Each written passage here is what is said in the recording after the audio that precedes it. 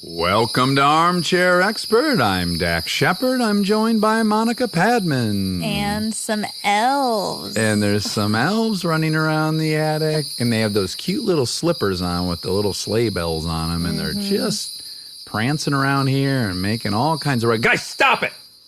Okay, be gentle on Okay, sorry. them. Sometimes the elves, they start off cute, you like them, and then they get under your skin a little bit. They get rowdy. Their cuteness wears off because you start realizing they're 48 years old, the elves. Yeah. They look like children. Once you start looking at their faces and see their features, Wrinkles, sunspots. it's unnerving. Today, Sean P. Hayes, who you love on Will and Grace, been nominated for 1 million Emmys. You'll find out exactly how many in the fact check. So funny. The sweetest, most generous, kind-hearted gentleman, truly a good friend of Kristen and I's and yours, a beautiful man. Please enjoy Sean Hayes. We get support from Quince. Have you been wearing the Quince linen shirts?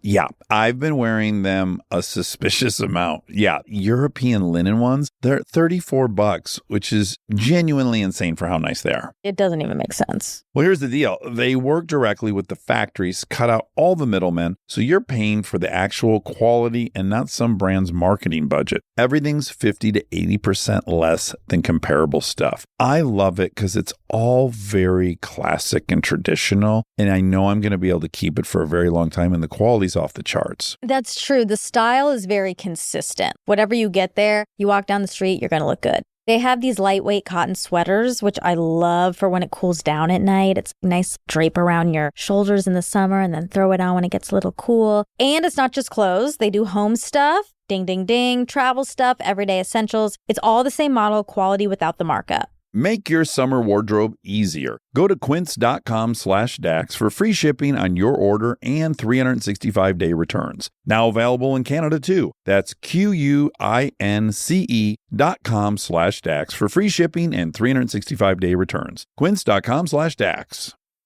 This episode is brought to you by SoFi, the all-in-one finance app where you can bank, borrow, and invest all in one place. Let's talk bank accounts for a second. The average bank savings rate is 0.39% in interest. You're earning pennies on your savings, but it does not have to be that way. With SoFi High Yield Checking and Savings, the money barely making moves sitting in your savings account can earn over 8 times the national average savings rate with eligible direct deposit. No account or overdraft fees, which feels rare these days. You can get your paycheck up to 2 days early, perfect for getting ahead of a bill or grabbing what you need right when you need it.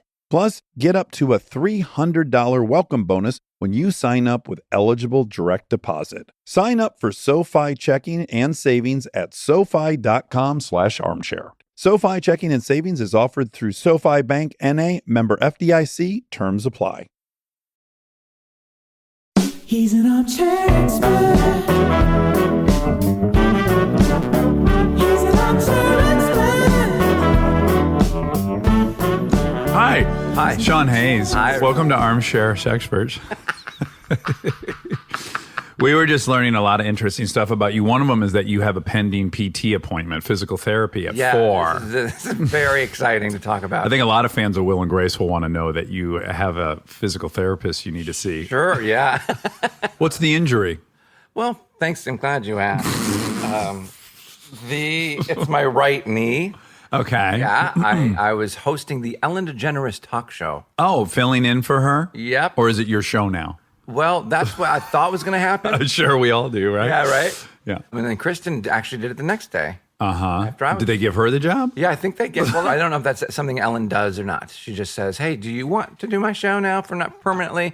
And then you go, "Yeah," and then you don't hear from her. A rhetorical question. It's a rhetorical question. It's like, "How do you feel? Is it cold in here?" Yeah. It is. Do you find it cold in here? in here. Oh, you and Monica are going to get along. Yes, Two it's peas too in a cold. pod. Do you know opera at all? I've been to one opera. Well, that's the end of that conversation. So, yep, the end.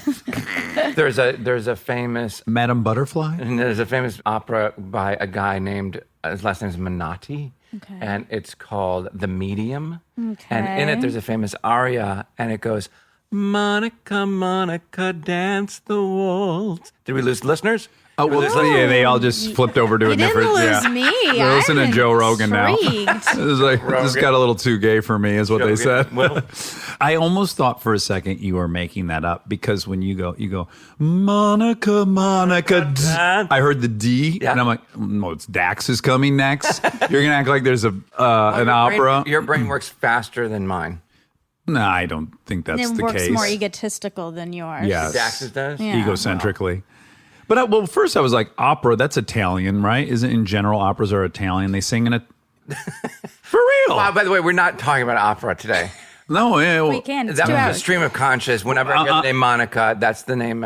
That's the song I think of. on my way here, I was like, things I want to get to. Get to. Don't care about your personal story. Absolutely Not the meteoric rise of your TV show. Who cares about any of that? I gotta know what he thinks about opera. And then as you're on your motorcycle. Yeah, it's like I'll be a failure if he leaves without telling us about opera.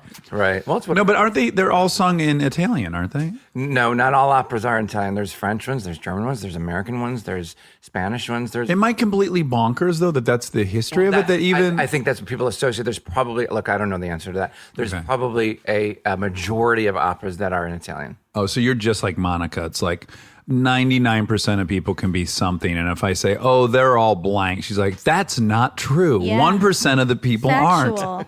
Factual. I like to operate in stereotypes because it just cuts time down. Listen, we all got places to be. Absolutely. If I got to worry about the exception to every rule, PT. I will never be able to make a point. Right. You know? If I say tall white guys are entitled, So let me and ask you go, no, I met one who wasn't. Oh, great. Congratulations. In general, tall white guys are entitled. You know? That's true. Look who's in the White House. Yeah. Well, okay. Is he? How tall is he?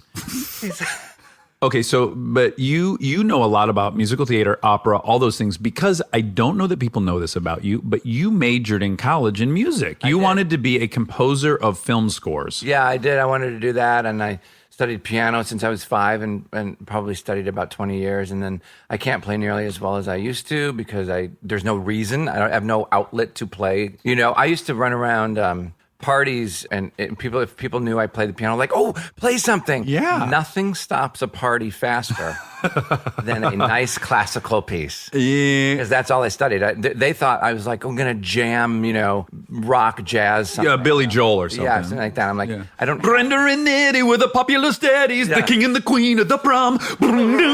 yeah, exactly. And so I was like,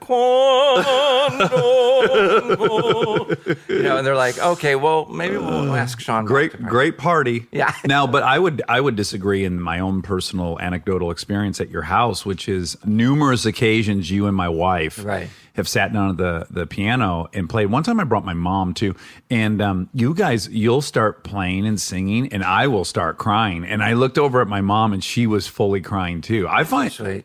Truly, I find it to be one of the more moving things. Even like a dead person like me is so moved by that. When you watch two human beings, one opens up their mouth and it falls out. And then another person just moves their hands. Right. And like emotion and art just is generated by two human beings. When you see it, and I'm not a lofty person, I'm not being saccharine, to watch two humans, two monkeys, two primates sit down and look at each other, click their fingers, and then fucking just this tidal wave of melody and emotion pour out of both of you. You'd have to be dead to not feel it. Well, thanks. My anxiety takes over because I have a lot of it. And It's one of your sexiest features. That's why I'm sitting here naked during this podcast. And the caretaker in me takes over. It's like, oh, I can't imagine anybody finds anything I say, do, or any talent I have interesting. Yeah. I just assume that is boring. So why would anybody want to hear me play the piano? It's so boring. It's so fucking boring. Right. To so many people. And so I start from there. Sure. Well, There's no place but up from there. It's a pretty safe place to start from. So if somebody says like play something, or I'm just like, okay, here's 10 seconds of something, because I'm mostly right about that, because Meaning people don't like it? Yeah, nobody wants. I'm pretty in tune with people's attention spans and level of interest of anything anybody has to say or do at any given time. So you know what I mean? Because most people aren't interested. Most people just want to shiny objects and move on to the next thing. And Yes, so I fundamentally disagree with you about your own assessment of that. I do think this is over. Okay. All right. You know what? Fuck you. I hope the piano, whatever you call the top of it, collapses on top of you. Next time you're tuning it. Whatever the top. I hope Scotty just finds your legs dangling out of the top of your baby grand piano. So tell me why you disagree. Well, I'll tell you why. I think that, and you've been given a lot of data I could see why you'd have this opinion of yourself. You're very self-aware. You've probably never put anyone out. Hyper. Yes. But to say that you're bullseyeing it is inaccurate. Well, so let's say that you assume people's attention span for you playing the piano is 2 minutes. Yeah. It's 10. You're off on your ratio. I can tell you, having been around you a whole bunch in real life, that you're playing it way safer than you would need to. People find you incredibly interesting, articulate, funny, self-effacing, all those things. That's why I came today. Okay, for a pep talk? Yeah. No, that's very nice, and I'm not looking for that, but thank you. And I just... Look, I don't know even what we're talking about. I know what we're talking about. Yeah. What's really funny is she said, I don't want to hear that. I have the same thing, but I'm guessing or projecting, but all you want is approval. Well, I don't know. And when you get it, you can't even bear it. Well, aren't you? I think. Yes. I think maybe that's why we're actors, and or performers or whatever. Well, from my outside perspective, it appears that some of us love it and can really internalize it, and I think it's awesome. But what are you supposed to do when somebody goes, "You're so funny and you're so great and so smart," or whatever those things? You say thank you, and then but that they keep going on. You go, let's just move on. You know what I mean? Well, okay, but let's just back up. You're so smart and funny. Isn't that what you were dying to hear, though, all growing up? I think so, but I don't think I need that anymore. Yes. I think my younger self craved it, and now I'm at a place where I'm just like, hey, you want to watch a movie? Right. Well, I'm gonna air your dirty laundry a little bit. I'm gonna expose you. The funniest thing about visiting your house is I would put a surgeon and his 4 kids live there. Well, there's that, but no. It's the most beautiful house in Los Angeles. I've also had the pleasure of being there. I know It is beautiful. It's incredible. Well, thank you. But the funniest thing that I would put up against any Saturday Night Live sketch that's ever been put on the air is when you're at Sean and Scotty's house and then you say goodnight. There's a moment in the night where it becomes very clear that it's time to go. Because you guys, rightly so, are very protective of your sleep. You need to get your rest. I never sleep. I never sleep. That's right. So, appropriately, you're very protective of it. Yeah. So at any rate, you start getting a couple signals. It's time to go. So happened to us 3 different times where we go, okay, love you. Thanks for the dinner. What a great time. We should do this again. We walk out of your house. We get only halfway to our car. And my wife goes, oh, my God, I forgot my phone. We turn around, we walk up another 12 seconds, we knock on your door, and you guys open matching pajamas. It's impossibly funny. It's happened 3 times. We're like, do they wear their pajamas under their clothes? And as soon as you shut the door, you tear it, it's a rip away. It's incredible in their matching pajama suits. You know what it is? I say to Scotty all the time, my favorite time of every single day is at night when I don't have to talk to anybody or see anybody, and you just flip on the TV and sit in silence, right? That has nothing to do with friends. Sure. It has to do with, I try to go to bed earlier now because I never sleep. Yeah. I've yelled at you a bunch of times. Remember when you were doing Sean Saves? Yeah, Sean Saves. Is that what it's called? Sean Saves the World. It was horrible, yeah. Yeah, Well, first of all, I don't think it's horrible. But it wasn't good. Here's the part how could you say that about my friend Sean Hayes? He's never done anything horrible. Okay, so stupidly, we were in sound stages that were literally touching each other. Yeah. For a full year. That's right. We're also good friends. Right. Like legitimate friends. Right. We could not find the time to see one another. Isn't that unbelievable? Over the course of a year. I know, and that right next to each other. Because you get done, you want to go in your car and you want to go home. Yes, or sprint to your trailer and take a dump and check your emails, whatever the thing is. But we did bump into each other one time, and you were telling me a story, and you just would occasionally just completely check out. You just like, I could see it in your eyes. You'd like wander off. See, that's the thing about you is you always call, by the way, that's why I'm so happy and proud of you for this podcast, is because I think this is what your life's kind of been leading up to. One of the things that it's been leading up to. It was unsolicited, and now... Yeah. No, because you've always called me out on shit that nobody else has, and you're not afraid to do it. And here's the scary part. You're always right. Oh my gosh, that's terribly flattering. Totally true. Monica Don't hates tell him hearing that. that. I know. We argue all day, every day. I know, but you are, because you are, like your little catchphrase on this podcast says navigating through the messiness of being human, or whatever it says. And for some reason, you're really in tune with how I think and your other friends think, but how people think. I do want to just deflect the compliment a tiny bit to say, first of all, thank you for saying that. Secondly, it's really a matter of having sat in AA meetings for 15 years and watching, at this point, thousands of people come in and try to work through a problem and navigate their way towards being honest with themselves. It's very hard. It's so much harder to be honest with ourselves than we give it credit for. Right. It's challenging because you're receiving biochemical impulses. You're selecting little details that are just confirmation about it. It's very hard for us to be objective. Right. But when you've seen several thousand people do it over the course of 15 years, you do get a little good at going like, oh, that's that thing. Oh, that's that. Oh, I've seen this before. Yeah, he's going to figure out eventually. I think all my shit comes from just anxiety, constant anxiety. But do you think the root of that anxiety is nature or nurture, or both? Both. Both, right. Yeah.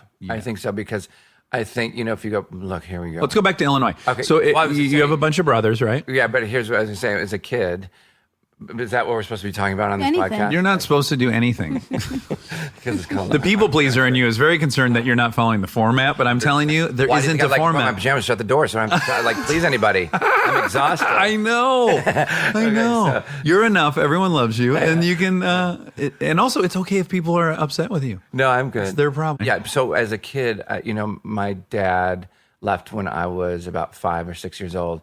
And so my mom raised 5 kids. And he didn't get deployed, right? No.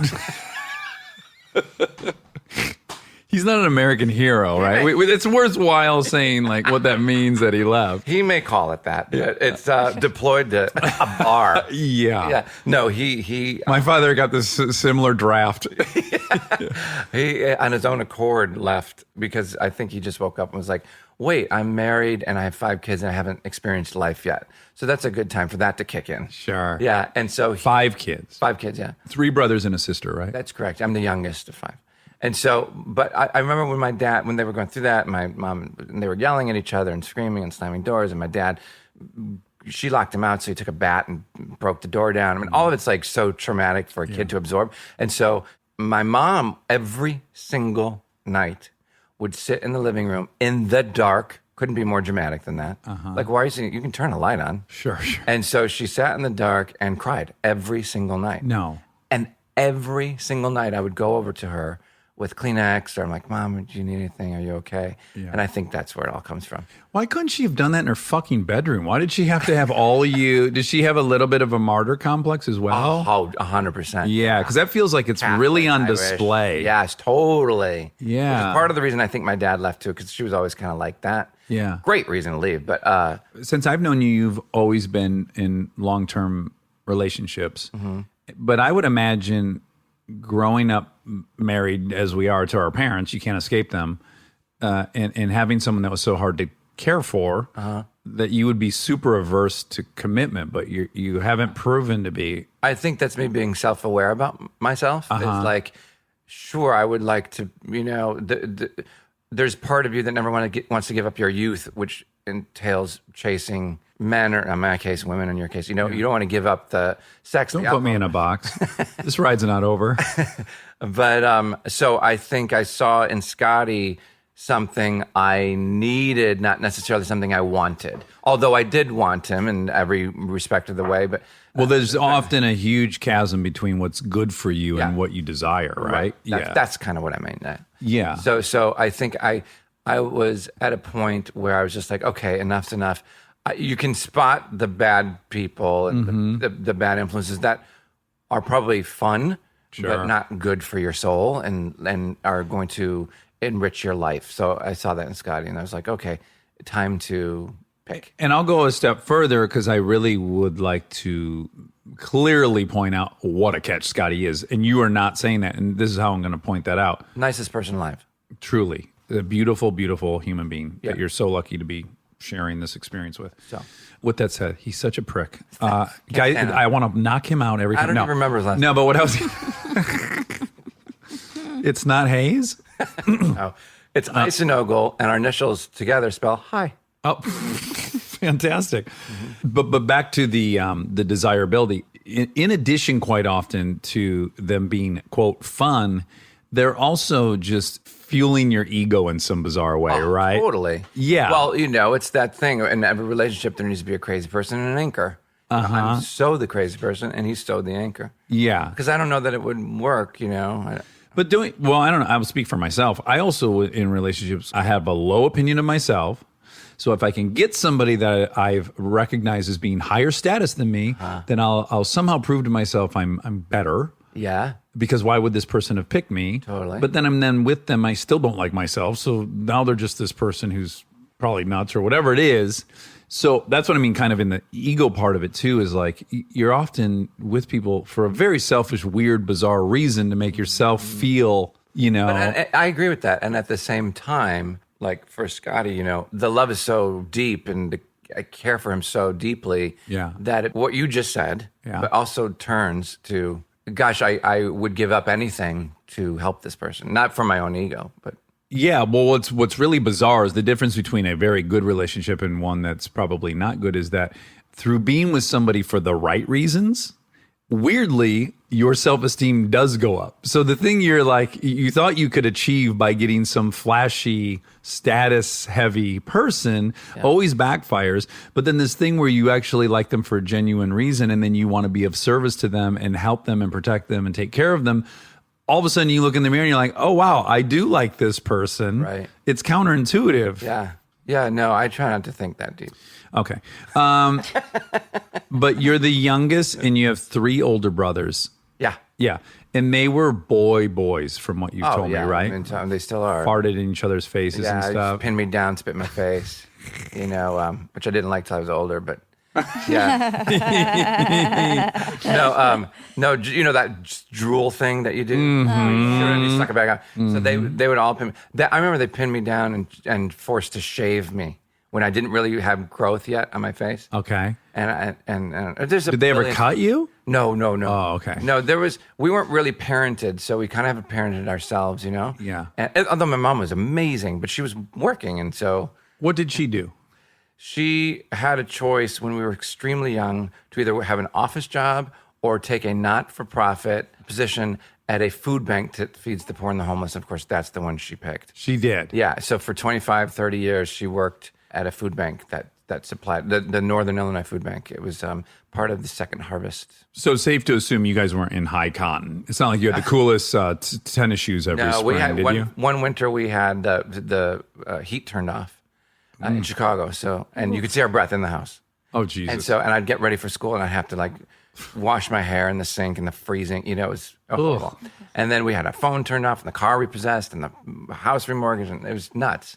I'll speak for myself. I'm obsessed with money. Yes. And I think that some of our funnest conversations have been about money. 100%. We're super obsessed with it. Yeah. Have to imagine it stems from that childhood with no heat, right? Totally. And you never want to go without heat again. So much so that it becomes a little bit of an obsession. It also creates a good work ethic. It does. As with everything, it's usually a double-edged sword. And so the good thing is you're very productive. Yeah, yeah. The bad thing is you've pretty much built your entire life over the one winter you didn't have heat, which amounted to maybe a month of your life. Right. You've now built 46 years off of. It's preposterous. That's so true. Yeah, me too. I mean, there was a bunch of, I know what you're saying, but there was years of and somebody's always better off, somebody's always worse off. But we it's hard to see someone's worse off. Yeah, I guess. I don't know. But we still had a house. Yeah, big time. A lot of people were in their cars seeing their breath. Yeah. It's true. Right? It's true. Or on their bicycles. Does anyone live in bicycles? You never hear. No one's if anyone's trying to outpour someone else. We slept in our car most nights. Well, we slept on our bicycles most nights. You guys had a car? Yeah. Did you ever feel... Oh, wait. Yeah, When I'm did here. you get here? I just arrived. Did you ever feel resentful knowing that maybe you could have had more if she wasn't kind of busy helping other people? That sounds crazy, but... no, I never felt that until, in a funny way, just because she just passed away in January. Thank you. She in a funny way, I look back and I'm like, why did you zig when you should have zagged. Look at the office job. Right. You know what Yeah. I mean, but my God, you can't think Well, it's that not way. like- Look at all the great things she did from it, and what we learned from her helping the poor and the homeless. You know, that's just in a jokey way. It's like it's funny. But that like logically, you can say that, but emotionally, I would have had a hard time with that. Yeah, I would go. I would It was an go. office job, though. You know what I mean? It was office, and then yes, she did everything else to, volunteer to feed the poor and the homeless through the company that she worked at. But it wasn't. I didn't think of her like on the street actually supplying soup to people. Sure. It was an office gig. Yeah. But for that company. Now, I can only imagine this because I have no experience with it specifically the way you do. But my assumption would be it would be hard enough to be gay in the Midwest in the 80s. Yeah. Going to school and none of your classmates are open. I have to imagine it would be compounded by also being in a family of all boys that are just straight up straight dudes. Yeah, jocks and athletes. So, because it's one thing to feel like, oh, I'm dissimilar from my classmates, but at least they're strangers. But, I'm also dissimilar from my family. Yeah, no, I think growing up the way I did, and then on top of that being gay, put the fight in me. Right. It's fight or flight. And you choose. And I chose that at some point. I think I was in college where it was like, okay, I'm on my own. Because I came out, my mom was like, you're going to hell. And, she came around total 180. And then she was like, But the initial the thing was like, okay, I don't have a mom. I don't have a dad. Jesus. And you don't have society. And you don't have, What did your brothers think? different reactions. But mostly cool. Yeah. As cool as they could be to me, probably, and not to their friends about it, Sure. But who knows? I never asked them about that. And if you could rank it, who it's easiest to come out to your sister, maybe? Oh, totally. Yeah. Right. Of course. And then who's next, mom or brothers? Well, definitely not my mom. Which has nothing to do with it. Full of everything of the society of. But mom's number one. That's the last person you want to. Yeah, of course, yeah. Yeah. And then you also it's like even when you started just saying being gay, and it's in my DNA to the second you just asked me. So being gay growing up, and you go, you freak out a little bit, like, oh, he just said that, and is that okay? You know what I mean? You still freak out about it. Everybody's got something. So Absolutely. It's not, out here, it's like being gay. Who cares if you're gay? Like, it's totally normal. One winter without heat Yeah. changes the course of your life. 100%. So, yeah, great. You're in LA now and you have money and shit and you have, cultural and political capital. It's fine for you to be gay. 25 of those years, you don't have any of those things. You are very disenfranchised. So if one winter can change your life, certainly 25 years of feeling like I have to hide something, you will never hear you're gay probably and feel great about that, that topic. Right, because it's so embedded, yeah. But, I don't know why this is. At some point, I wanted to make it other people's problem and not mine. How do you do that? By plowing through and being strong and not being apologetic about it, I guess. Yet I was still afraid of it. And this is a weird thing. Some days you're afraid of it. Some days you're like, well, screw you. It's not my problem. It's yours. Yeah. So I guess it just depends on. That is the frustrating thing about being a human is you can have a realization over and over again every week. Yeah. And every week is the same realization. It's just as profound. And then by Wednesday, you've forgotten it and you're the victim of this thing again. Yeah. It's like, these aren't permanent. Like me, I said I was an alcoholic 15 years ago, but I have to do it every morning because I will forget. I literally will forget. I forget I'm gay sometimes. Do you? Oh. Sometimes I'll be fucking a woman, like a beautiful woman. And I'm inside of her and I'll go, wait, hold on. What's off? No, but I was just going to ask if you had sex with a woman, but then I felt like, what I felt like that was? what? You can ask me. Okay. I have been guilty of this. In the past, whenever they would interview someone who was a transsexual, Yeah. the first preoccupation, the curiosity is, did you remove your genitals? Right, because they now want to picture what you look like naked. Yeah, there's that. And I guess also you want to know, like, well, how committed are you to this? Or how far has it gone? Did you go through that whole, like, psychological thing for 5 years or whatever? And it was through listening to Stern where he, of course, would ask that in the past. And now he's, like, evolved on it. And I recognize what a preposterously inappropriate question to ask someone about their genitals. Like, I would never say to you, Sean, what's the length of your dick? But that's even a step beyond that to say, have you had your penis removed? Yet we feel very entitled to that information. So anyways, I was just about to ask you, have you ever had sex with a girl? And then I thought, oh, am I falling into one of these things where like a straight dude? I'm like, I don't know, but I tried to police myself. I'm inches away from death at my age. I don't care. No, I've never had sex with a woman. Did you have a girlfriend though in high school ever? No, I had one in, wait, back to the other thing. Yeah. Somebody asked me in high school once, because I was always kind of just like obnoxious, and I would like fall down on purpose with all my books flying everywhere, and some people wanted to beat me up for it, and other people would laugh, you know? Yeah. And so this one girl says like, "You're so weird." I'm like, "Okay, let me just be like everybody else then." And I just stood there and stared at her blankly. Like, why be boring? Yeah. You know? Yeah. And that's kind of one, also another fear of mine is being boring. Like being totally boring. That was the greatest line in American Beauty. Do you remember that? What was it? The love affair between the guy who filmed the bags that was floating around and then the girl. Yeah, Wes Bentley and the beautiful girl. And he said, "You're anything but boring." Like their ultimate fear would be that they were boring. Yeah. Right. And I was like, oh, that was me in high school. I just wanted to not be boring or. Right. But no, I never had sex with a woman. I'm even today. I'm scared. Like I don't understand it. Also, you know, it didn't help when I was younger, and some of my brothers would come home and be like, "Dude, smell my fingers." Sure. It smells so gross. And I was like, okay, so that just solidified it for me. You know, I was like, why would I then want to do that? Sure. Well, yeah. You know, but really quick before I want to know what your role was in that. You were the baby of the family. Did they treat you like a baby? Like, did they take care of you and look out for you? No, my mom probably did a little bit. But, but no, like I said, we were kind of all on our own and parented ourselves. And were you the family jester, though? Probably a little bit. But everybody was funny in their own way. I mean, that's how, it's so cliche. That's how we dealt with all the pain that we went through, was so sarcastic and constantly funny and horrible like pranks. And I guess what I'm curious about is was your sense of humor forged in trying to mitigate stress around you or like alleviate tension? Now that I look back, of course it was. Okay, yeah. Then I'm just curious if that was your role. I have old footage I'll show you when we're done of me as a kid just smiling and laughing through everything. Like a maniacal. Yeah. Sean, and I'm just like, I'm gay, I'm ugly, I have glasses. People find out I can see my breath. Murder me, and I can see my breath. Stay tuned for more Armchair Expert, if you dare.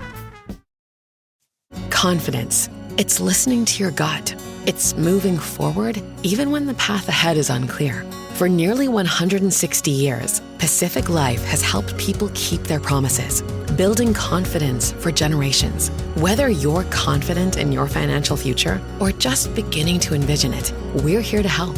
Ask a financial professional how. Pacific Life, the power of a promise. Pacific Life Insurance Company, Omaha, Nebraska, and in New York, Pacific Life and Annuity, Phoenix, Arizona.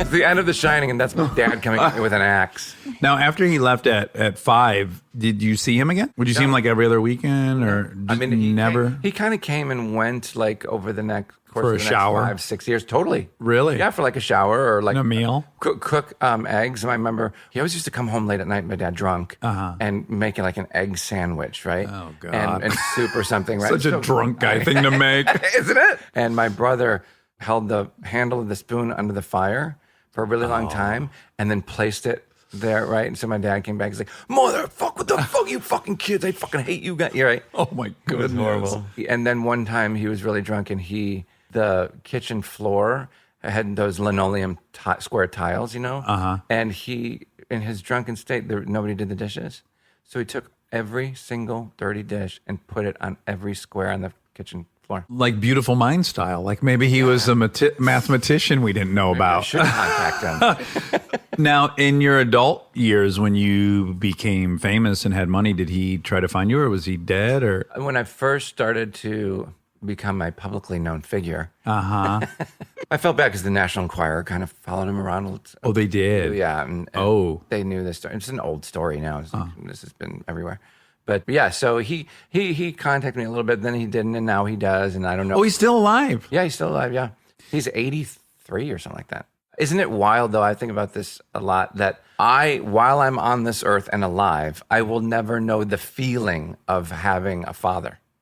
Right. You know what I mean? I'll never know what it's like to have a male figure. I think that's why, even in you, even in my friend Dax, I see in every straight male A potential father figure? 100%. Yeah. Do you do that to directors? I do that to I directors. do it to every straight male. Ah, interesting. Yeah. Doesn't matter if you're 11 years old or 85 years old. Yeah. I look for approval. Isn't that sick? I'll look for approval sometimes, subconsciously, from a teenager, like a teenage guy. Yeah.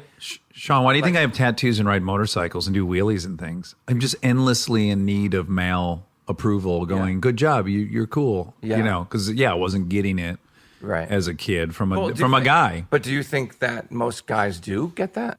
You know, again, like you, I'm trapped in my own perspective of not having gotten it. But it seems to me I have friends who aren't on a quest to get approval from other men, and they did have good dads. So I think it's probably a pretty relevant factor in that. Yeah, because as an outsider, as a gay guy outsider, looking into the dude world, you all seem to get along famously. Well, You know what I mean? that's a side conversation that Monica and I sometimes argue about. But yeah, I do think in general dudes can get along better. Because you all have vaginas and Worst case scenario, you start talking about boobs or vagina, and you got a good hour of conversation on your hand. right. Yeah. Gay guys, dick, and everything. Bathhouses and smelling salts and Smelling salts. Hello. Right this way. Would you like to smell our bathing salts?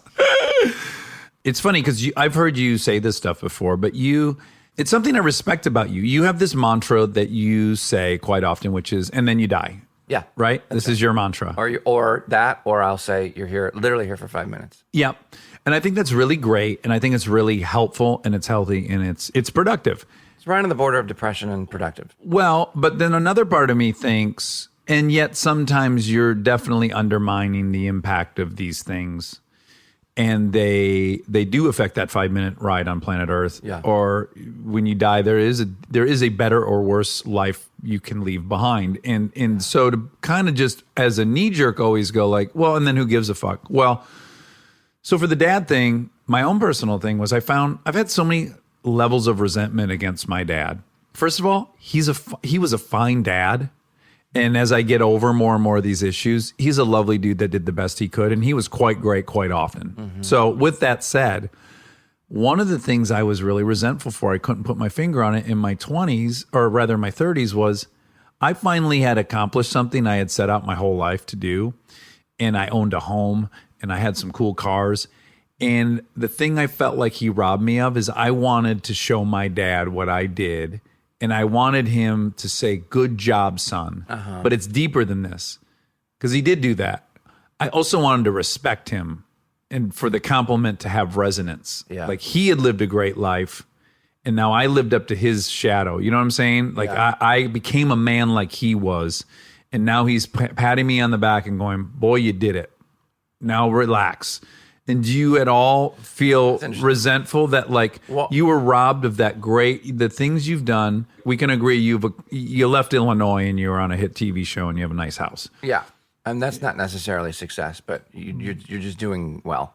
But don't you want that moment where the person whose approval or the person you always wanted to be proud of you gets to pull you aside and say, son, you did it. I'm proud of you. Yeah. I mean, sure. I guess. I mean, Here we go. And then you die. And then you drink a pint on your way home, and then you die. No, I think, look, I'm already dead on the inside. No, I think that, for me, I think I was always just looking for my dad to say, I'm sorry. And not just like, I'm sorry, but like, I'm really sorry.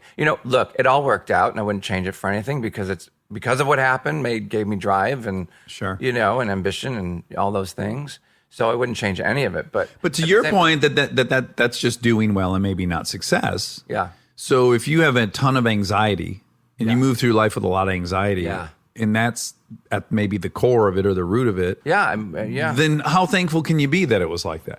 There are also a lot of people that are productive, successful, and they have great fucking dads. So it's not like it's the only road here. Kristen's dad is a great fucking dad. Yeah. and she's done just fine. Right. She's I'm just saying it's a useful tool to drive your ambition to it's great fuel in the furnace. Yes, it was a great motivator for me to want to succeed.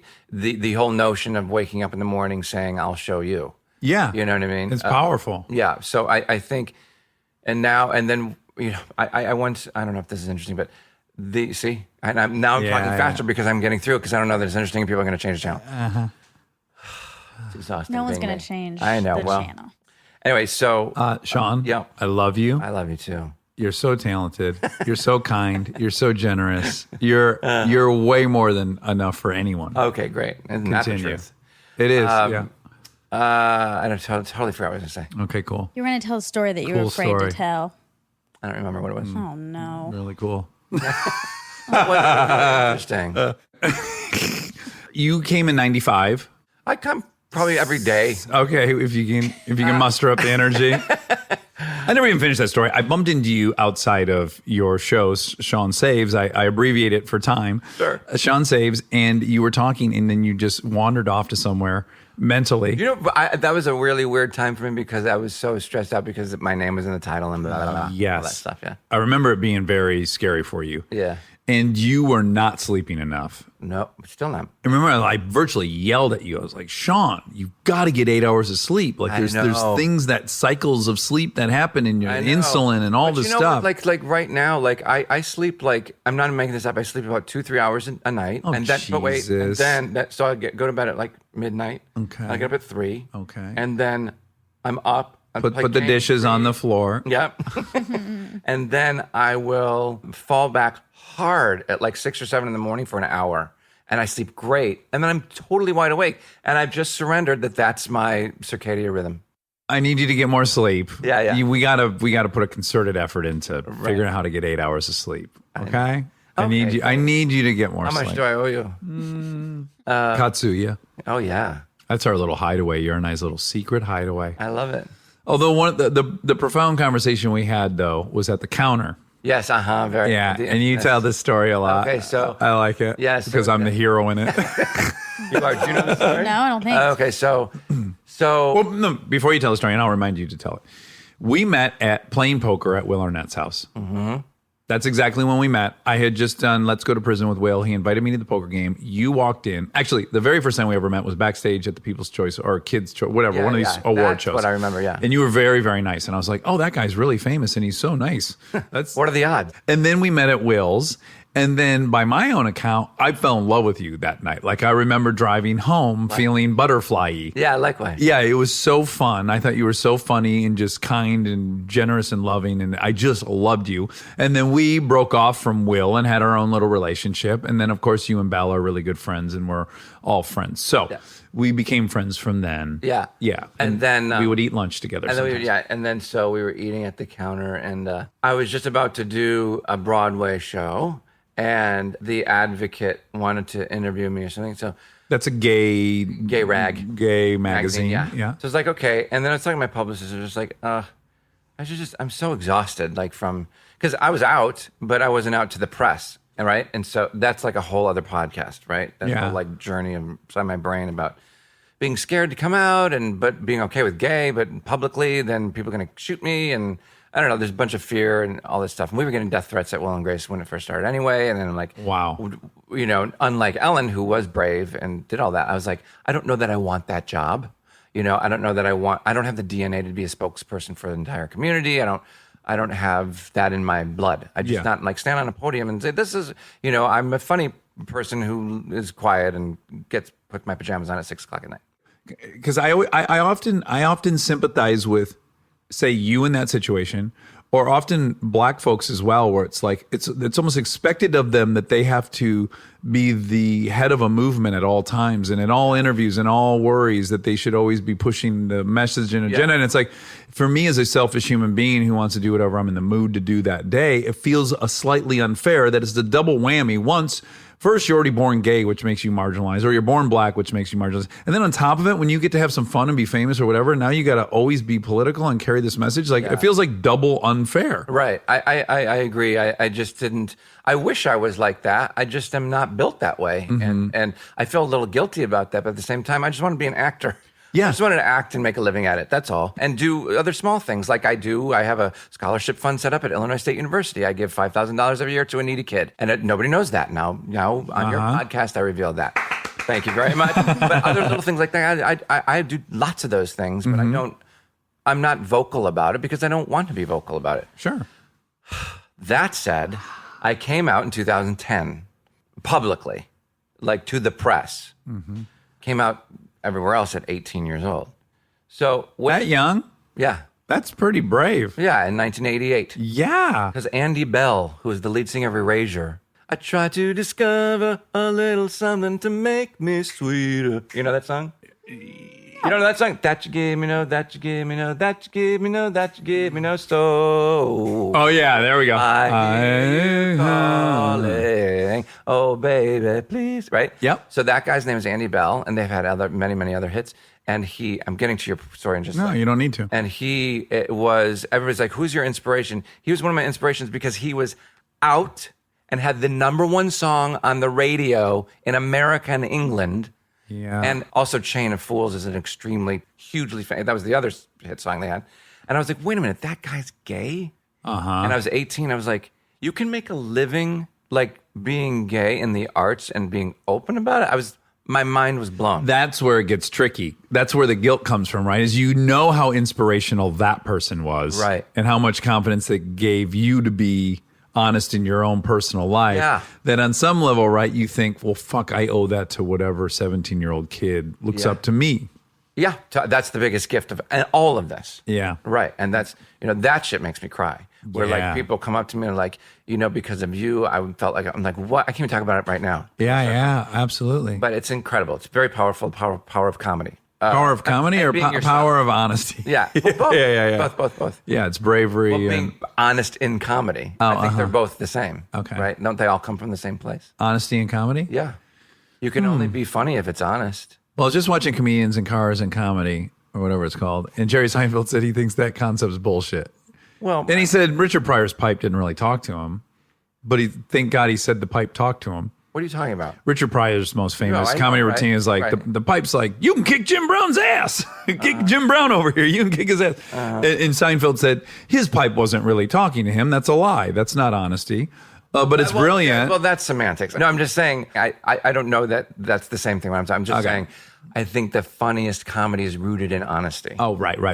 Anyway, so now, 2010, I come out publicly for the first time. Of course, gay people are like, some gay people, not all gay people, were just like, oh, you can't win. Right, what were they saying? Because Took you long enough or something? Yeah, all that, because I didn't come out on their terms. You know what I mean? Yeah. And so it's like that, everything we just talked about, right? Well, everybody's different, go figure, and that's not the job I wanted. Also, again, I'm sorry. It just makes me really upset that of all the people that should understand how fucking challenging it is, they should be the last people to be slinging. And the negative ones are the loudest ones. So it wasn't a lot of people. I've only been embraced by gay people and HRC and GLAAD and everybody else. Yeah.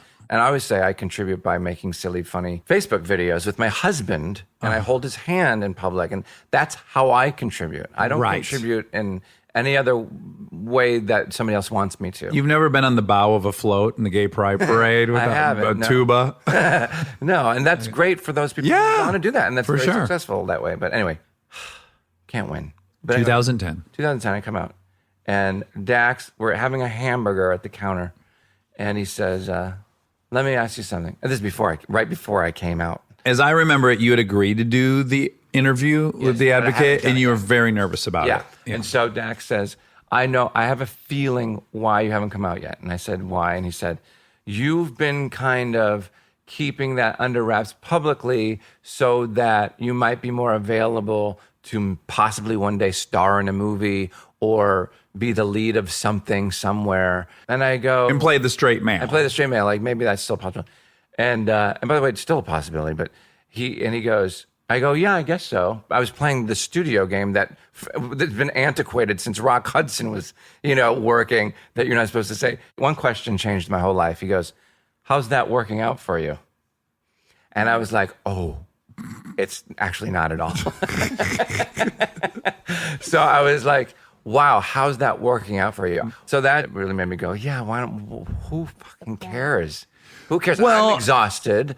I'm exhausted from playing the game with the press and everything. And I thought it was like a fun game we were having. Sure. It's like, no, it's not actually. Fun game. I'm tired. It's like, and even in this podcast, it's like, yeah, what do you want to talk about? I don't give a shit. Yeah. Well, but first, I also want to acknowledge that there is a crazy huge double standard, and you've heard me bitch about this a bunch of times, which is if a guy comes out and is very vocally gay, they don't hire him to play the male, with a very few exceptions. We seem completely unaccepting of an openly gay person playing a straight person on film, yet all of our best gay movies are straight dudes. Yeah, totally. All of them. Totally. Milk is... Brokeback Mountain, all straight dudes, and we're like, God damn, I actually believed he was gay. Let's give him an award. It's just such a double standard. Okay, so I have to tell you this. Yeah. So I was on the way to the SAG Awards. This is many, many years ago, and it was the year Brokeback Mountain was out, right? And so I was nominated again, and I had won 2 or 3 times, and I was like, I'm not going to win again. I'm sick of me. Even I am. Right? Like, I don't want to see me anymore. I don't want to hear me talk because I don't make any sense. So I go there, and in the limo on the way there, I was like, oh, crap, what if, right? I better write something. I better have something to say when I go up there. So I took I ripped the envelope off of where my ticket was in, and I wrote down this little speech. Sure enough, and the SAG award goes to Sean Hayes. I'm like, are you fucking kidding me?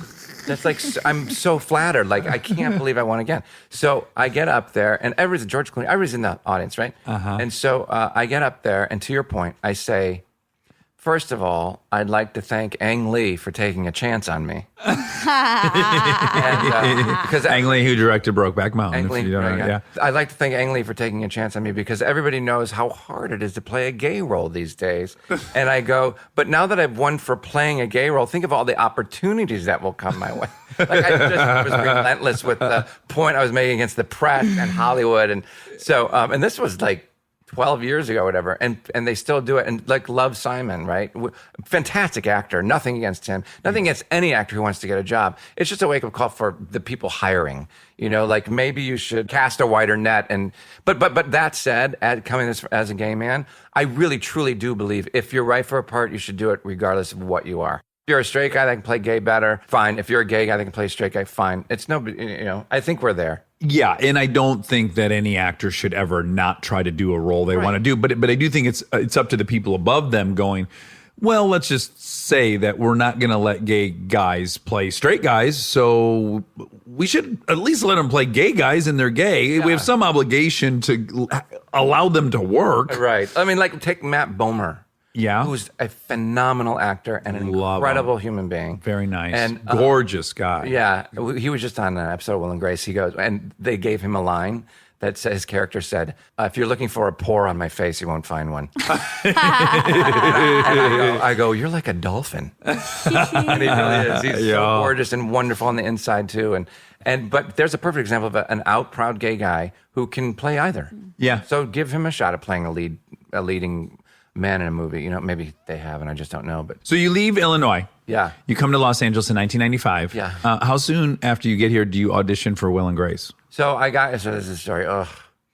See, I find myself boring. And here we go. I was a music director at a dinner theater in Chicago, a suburb of Chicago called Pheasant Run Dinner Theater. I want to say one more thing. Sure. You used to run your tapes. You had tapes that you had made of your own film compositions, and you put them on cassette tape. Yeah. And you went and saw someone perform live. Yeah. And then you ran the tape up to the stage, right? That's so crazy. Yeah, I was 22 and I decided to go for a road trip to see Harry Connick Jr.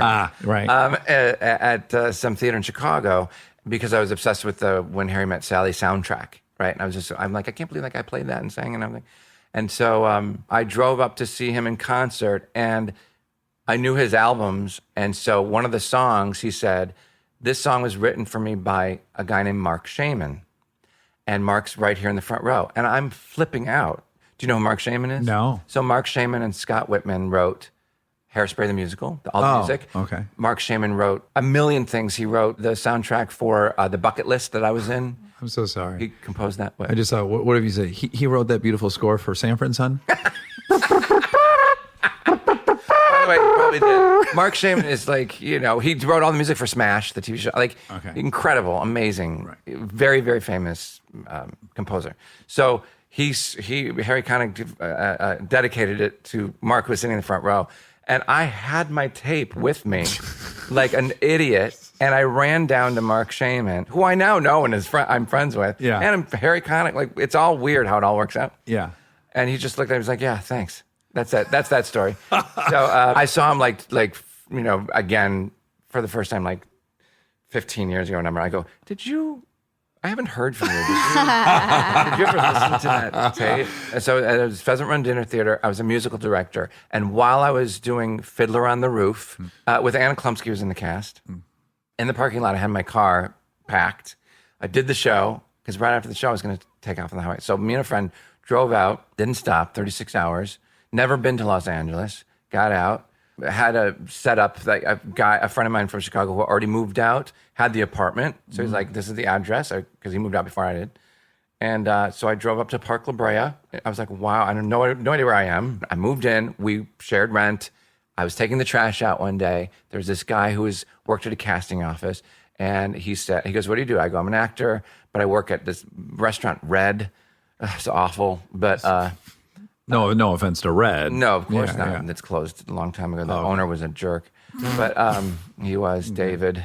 But anyway, he wasn't kind. He fired my friend Raina. So anyway, the casting director says, I can set you up with a couple auditions, but if you don't do well, so I was like, pressure. So I got called back, and then a call back for another one, and call back, and then I booked. It's like, oh, this worked out great. And then from there, I don't know how, I did stand up at the Comedy Store a little bit. That was horrible. My opening joke was, they say ballet is one of the most difficult things you can do.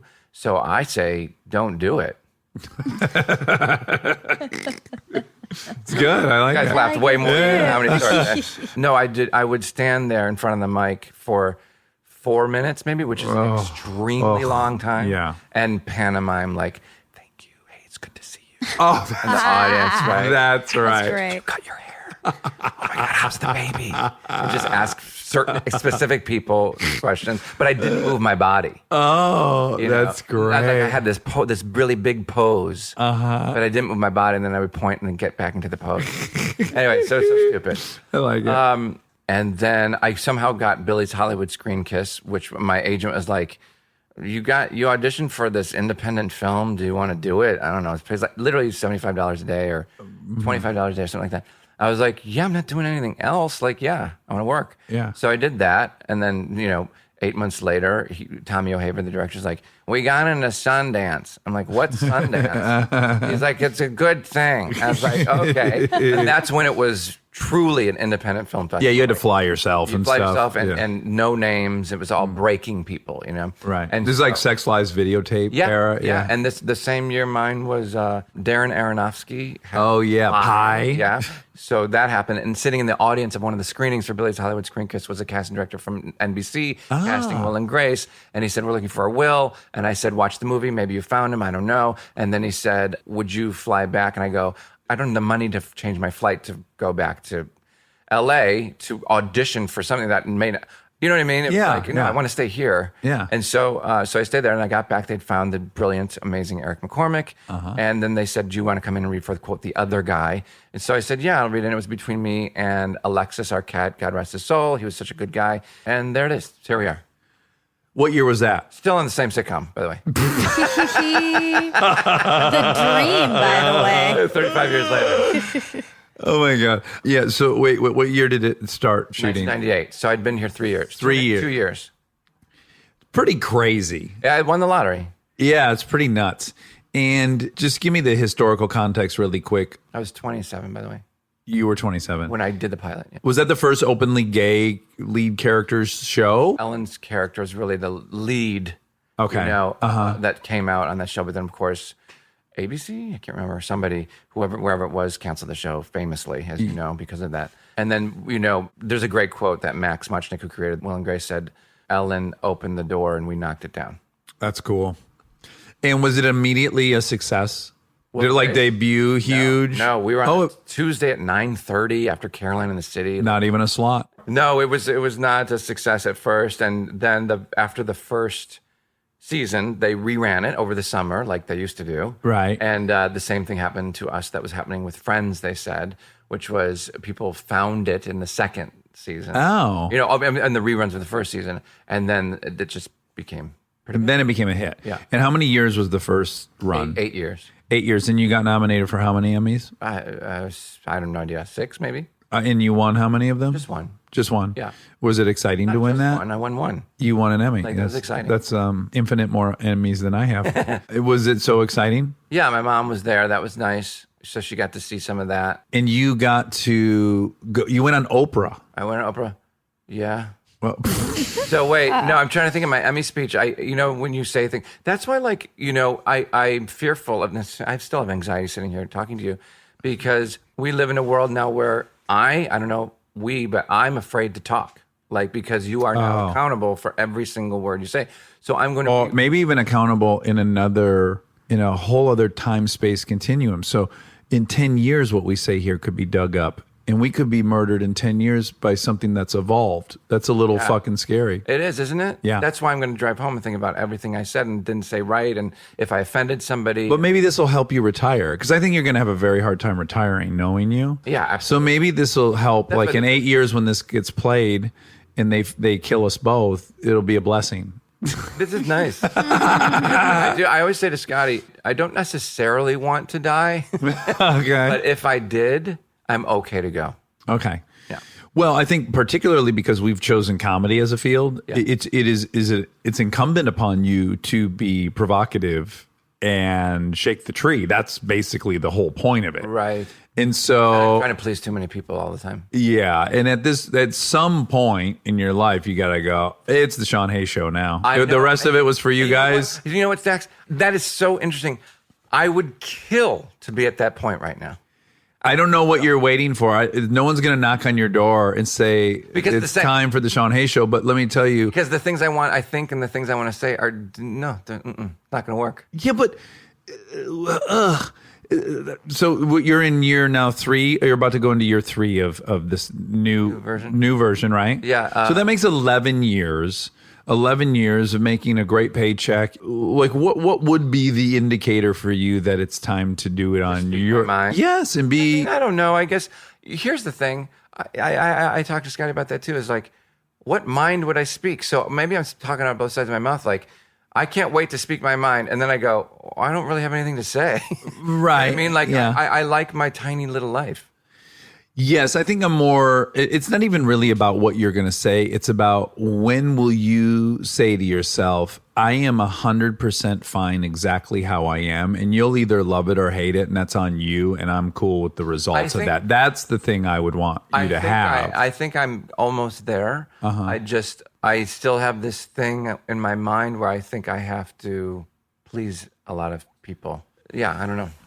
And I think the reason I end up always giving you unsolicited advice is because I think you and I are so similar in so many ways. So it's much easier for me to see or hear the racket that's going on in your brain because the same one goes on in mine. I'm also like, and you find this too, you're also a different person around different people in your life. Oh, for sure. Right? So I am a version of me around you. That is more, we talk deeper. Maybe not on this podcast, but you know what I mean? Yeah. Than most people. I don't go to such a silly place with you because I don't talk like this with anybody. Well, I hope that I really have unconditional love for you. Like, I really just admire you and love who you are as a human being. So there's really nothing you're going to do or say that's going to make me reverse my position on who you are, Sean Hayes. Yeah, thanks. I'll chalk, even if you're bonkers, I'll go, he had a weird day. I won't. Right. It won't be contempt. I won't go, oh, Sean's different than I thought he was. Right. I feel like I know who you are. Well, there's another funny hiccup you have that I have, which is like, you have to do everything. Yeah. right? Like you're sitting around and you're like, I should be doing that too. For me, the voice is almost like, well, you're a lazy piece of shit if you don't, because you have this opportunity and people would kill for this opportunity. So fucking sit down and write or whatever the thing is. And you seem to have that as Totally. And I often I take pleasure being around you because you have it even worse than me, which I like.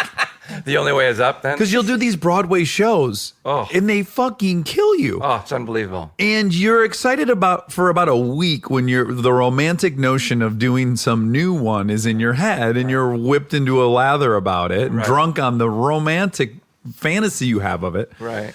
And then quite quickly, the reality sets in, which is a ton of rehearsal, a ton of memorization, a ton of performances, of resting your voice. And I went and saw you with your Chenoweth musical. Promises. Promises. Promises. Can I tell you something? Can I tell you something that Dax said is so funny? One of the funniest things you've ever said in your life to me was my mom. He knew my mom had Alzheimer's, and it was pretty intense then. I go, my mom's coming to see the show, and he goes, thank God it's called Promises. That is good. I'll get some hate letters about that, but I stand by that joke in the That's a moment good at joke. the right time. I think you and I have had some of our best moments, like letting off the steam about these hard situations in life. One of them being your mother, who died in January, had Alzheimer's for years before she died. And you obviously are saddled with being probably in your family, the rock in many ways, because you're going to probably, I assume you financially supported her. You have and so you have a role in your family for mom.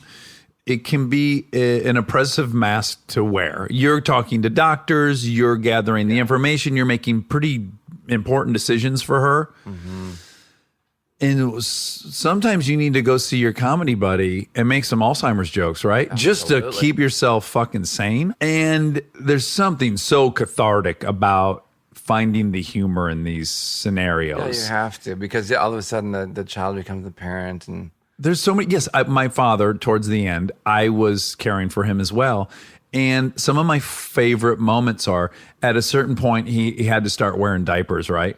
And I would change his diaper and I would say, come here, little baby. And I would tickle his stomach. I go, time to change your diaper. And I would totally just treat him like a tiny little baby. Was his reaction? He would be giggling.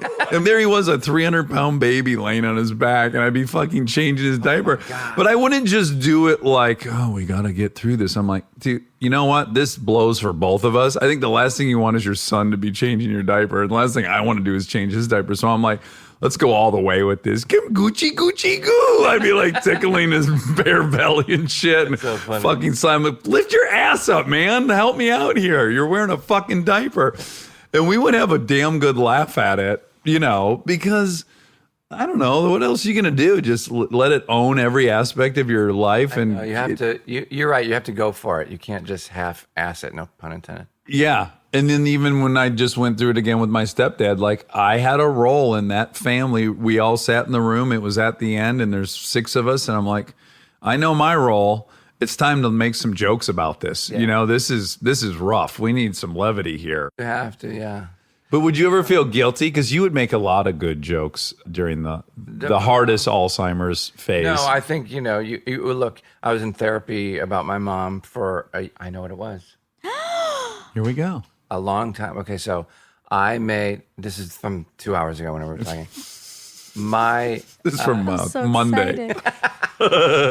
When I was about 24 or 5, I started making goal lists. And I thought it was so cathartic. And I still preach about how it's very important. And 2 questions: what do you want? What are you waiting for? Right? That's what I always ask people.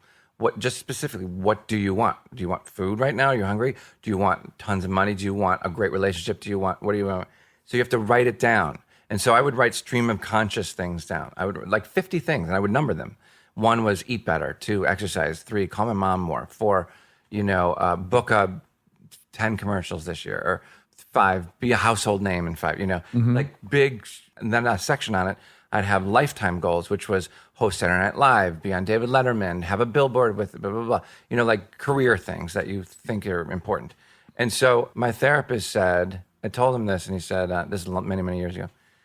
don't tell me a catastrophe happened. And I go, what? And he goes, they all came true.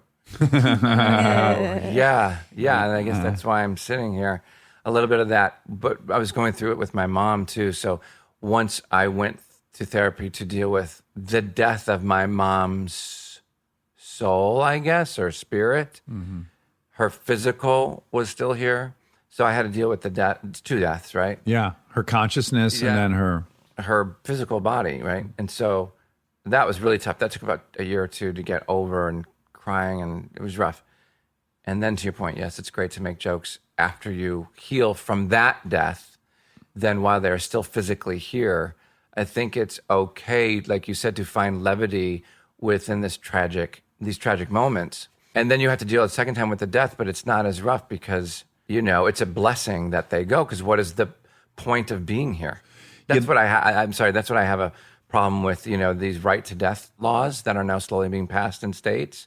It's like, but they're not applied to people who have dementia, Alzheimer's, who are sitting in a bed 24 hours a day. Why are we keeping them alive? It makes me so angry. Yeah. They do not want to be here, and we do not want them to suffer. Yeah. And we are left to suffer, and so are they. So I want to try. It's some weird Judeo-Christian of course. holdover. It's all religious, but it's what purpose is it serving to anybody? Yeah. Makes me very angry. The listing in the therapist saying, let me guess, a catastrophe happened, they all came true. In general, don't you think we all create a fantasy, and it's whatever it is, I'm going to be the president of this, I'm going to be a partner at the law firm. And when that happens, then I'll start enjoying life, or then I'll feel good about myself, or I'll have proven myself. And that you're somehow going to get some consensus. If you achieve some consensus from the outside, you might believe it yourself. Well, here's the problem. I hear what you're saying. The thing is, once you accomplish what you've set out to accomplish, you have to now create new goals. You have to create a reason to get out of bed every morning. Because if you are content, what do you do all day? Well, I personally work from a similar place where I'm motivated out of fear of failure, fear of irrelevance, fear of financial security. Right.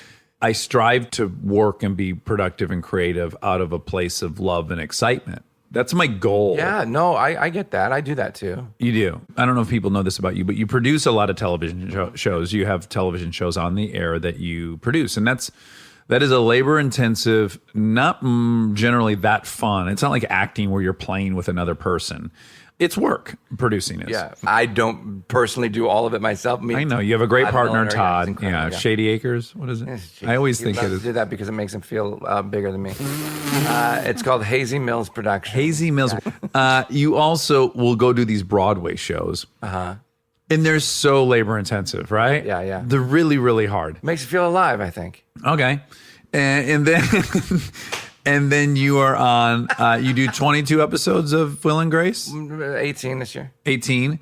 So all of these are time-consuming. Which one is the most fun? Which one do you think you would do if they said we're no longer paying you for it? Would you do any of them if they were no longer paying you for them? If I was getting paid to do no film, TV, Broadway, producing anything, I would go do sketch comedy with you. Okay. In a little theater for free. Okay. I think so. Yeah. I think so. Or open, like an old gay man, open just like a totchkey store. Oh, okay. Just rearrange things on shelves all day long. And like have a fake price tag done. Just put that on there. Or open like pillows and blankets. Just a store you sell pillows and blankets. I bought pillowsandblankets.com, by the way. Oh, you did? Yeah, for like $5. Oh, that's a website, a domain you own. Yep. Pillowsandblankets.com? Pillows and blankets. That's great. Did you go to a store called Pillows and Blankets? Yeah, I love pillows and blankets. Who doesn't? His brain is like always on his brain. If I have lunch with him, he's like, oh, and then I had this idea for a children's thing, and now I'm launching a magazine. And you have so many ideas. And we just wrote a children's book. It's coming out in October. I made some joke about that when you told me that too. Yeah, because you don't have children. Right. Oh, so it was like me writing a book about how to raise storks. Well, I don't have time to have children, so I write books about No, I'm sure you have a great perspective that kids could benefit from. But no, sincerely, I don't think you need to have that. I love kids. Yeah, I guess I want you to carve out a big chunk of your life for something you would do for free. I really want that for you. Yeah. Well, I think, it's interesting. I think, I always say, I like Vegas, and I always say, like, when I go to Vegas and I sit down at the blackjack table, I play 3, 4, 5 hands at one. If nobody's sitting there, I'll play all of those hands at one time. So at least one is in, so I'm always in the game. Right. Right. And so I think that's why I do so many things, is because I enjoy being creative. So at lots of things. I'm just wondering what the breakdown is if you had to assign percentages of how much of it is that you enjoy being in the game and how much of it is I need to secure a living for myself for the rest of my life. I think it's everything. It's all things. I think because if I wasn't creating, I don't know what I would be doing. Right. And you have a fear of that. Yeah. Could you see that as an exciting adventure? What? Like, I don't know what I'm going to do if I'm, say, retired. Nothing scares me more. Right. I know, which makes me think there's something there. I hope so. Yeah. Is that what my prize is at the end of this podcast? I tell you what you should be doing. Yes. I would give anything. Your heroes, is it fair to say that, what's his name's a mentor? Marty Short. Marty Short. Yeah, for sure. I mean, what did I just do? Because people couldn't see it. I put my Ed Grimley's bangs. I just did it with my hand, and you knew. Marty and Steve Martin are both probably my two biggest mentors. Yeah. But what's really interesting about both those guys as examples, they're both guys who at many times have walked away. Martin Short is one of we would agree, the funniest human beings to ever walk planet, right? Yeah. So without question, he could be acting all day long, every day if he chose. Yeah, for sure. He is one of the most centered, grounded, focused, normal, comfortable in his own skin. Yeah, all of it. He knows how to just be alive on planet Earth day to day in the moment from the outside. It seems he doesn't feel like there's a clock ticking behind him at all times. He's just very present and having a blast and in a good mood. And so all the time. Do you think maybe that's one of the things you're drawn to about him? Isn't that what everybody's drawn to about him? And don't you strive to have that like balance and serenity in your brain and your life? Yes. And in AA, we have this saying where we say, find somebody who has what you want. Right. And figure out how to get it. Ask them how they got it. Again, he's also another one where you go, as a gay man, you remember that book, Are You My Mother? Oh, yeah. One right when Are You My Father? In the opposite of that book, Are You My Mother? I live my life with what we were talking about before. Are you my father? Yeah, trying to seek a father figure. I'm always like, Marty, would be such a great. But there's also Jimmy Burrows. Is he my father? There's so many guys in my life that I'm like would be great fathers. All right, here's where I do this annoying thing that people get mad at me about doing. I'm going to do it to you anyways. Do you think having a little boy of your own could heal that? I think his name is called Sean. Sean's your little boy? You already have one? My inner child. No, I don't. Look, no. I don't know. Who you knows? Don't know. I don't have the patience. I think you do. You have those fucking, God rest their souls, they both passed. But you had a couple dogs. Yeah. That were bonkers. Yeah. Right? What were their cute names? Maddie and Buzz. Maddie and Buzz. And they were high strung, right? I mean, they barked and they ran in circles. Nuts. And they were nuts. They're sheep herding dogs. Australian Shepherds, yeah. Australian Shepherds. And the way you and Scotty cared for those little princesses. Yeah. They were great. I saw in 1 second, this is a good home for someone who needs assistance to come. Yeah. You can get nurtured here. I think I would. Neither one of us is 100% to have a kid. And so therefore, if Scotty was like, I definitely want a kid, I'd be on board. Okay. And he said the same. But Right. neither of us are like 100% on board. But can I tell you something? There's never been parents in the history of mankind that were 100%. It's not you. It's like, how many people do we know, knuckleheads, who are like, I'm just not sure if this girl's the one. Yeah, she graduated from MIT. Yeah, she's the best doctor at Cedar-Sinai. She's a 10. but is she the one? And you just want to go, get the fuck over yourself. There isn't a one. Right. Just be with this person and work the shit out of it. Work it like a job, and she'll be the one. Why do you want me to have kids so bad? Wait, there's a quote from a woman that I love, and she said, I'd rather regret not having kids than have them and regret it later. Yep. And again, this is where I get in trouble because it's seen as like shaming people who don't have kids. And I don't mean to do that. What I mean to do is when I see somebody who has a ton to offer somebody and can help make this world better by raising some kids and who I've assessed as having the patience for a kid and the love for a kid and the generosity for a kid, I think you could help. That's very sweet. I'm going to make you a deal. Okay. If I have a child and I put all the love and time and effort and money and all those sweat and tears into it, Yeah. and when that child becomes a teenager and decides to be a drug addict and set my house on fire, Yeah. can I give them to you? Absolutely. Okay. Yeah. Because I have girls and I've always wanted to have a fight with my son, you know, like that old fashioned in the kitchen. Yeah. Yeah. The passing of the torch. Yeah, sure. I'll be robbed of that Midwestern tradition. I just don't want to roll the dice and get a screwed up kid because I've seen like so many parents roll their eyes like, oh, don't have kids. Yeah. I guess know? you see that.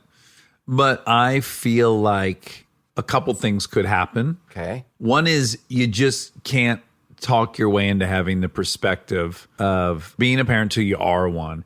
And the amount of catharsis that happens with your own childhood, from my point of view, I'll give you the very quickest example. For 38 years, I was mad at my dad and thought I was the victim, that he left and robbed me of a father. 6 months into having Lincoln, it hit me like a ton of bricks.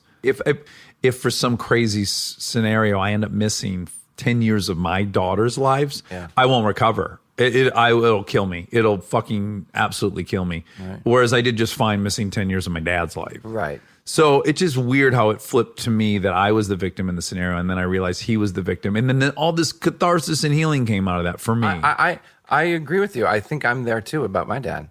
Yeah. I think he, of course, regrets like not having a relationship with me. Yeah. But I don't know him. Right. So it'd be like striking. Bring him in, Monica. We have him. There he is. But it'd be like having, What if your dad walked in and he was holding a new baby? But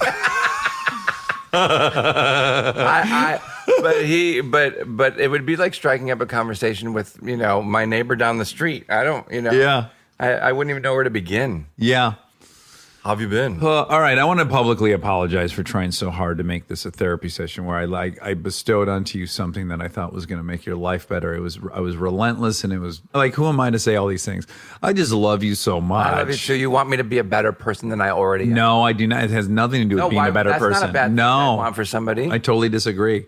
I want you to care less about what anyone thinks, whether people are happy. Only because you by your own admission have told me you have anxiety and you can't sleep. And there's these things, and I naturally want you to not have those things. No, I know. I don't either, but I don't know how to do that. Okay. You know, it's where I live. Yeah. I have to let you go, but I do want to end on a positive note. Yeah. Walk me through the emotional arc of the show coming back and where you are at today. Like, so, you know, we did that election video with about Hillary Clinton and about the election. Still got my fingers crossed, hoping it works out. Okay. And they seem to have a huge impact. Yeah, exactly. But we truly did it. The crew did it for free. We did it for free. Everybody did it for free just to get our message out in the way we knew how. I don't know that everyone knows that. You did a video as Will and Grace, the whole cast. Yeah. And it became very viral. Yes, it became that like an HPV or herpes, very viral. Yeah, very viral. Yeah, right. Yeah, we did it purely to get the message out. We hadn't been together in 11 years or 10 years or whatever it was, and we thought, yeah, it seems pretty important to hang up any kind of anything that we were feeling about the show, and let's get together for it. I mean, we all wanted to, right? And it was a great excuse to get our message out and also to see each other and also to do all this. So we did it, done, see you later. Oh my God, so good to see you. How have you been? Blah, blah, blah, see you later. At any point while filming that, did you go like, oh, this was really fun, I miss it? Yeah, a little bit. Megan Mullally, she said to Max Muchnick, you know, maybe we could do the show again. He goes, who knows, maybe we could.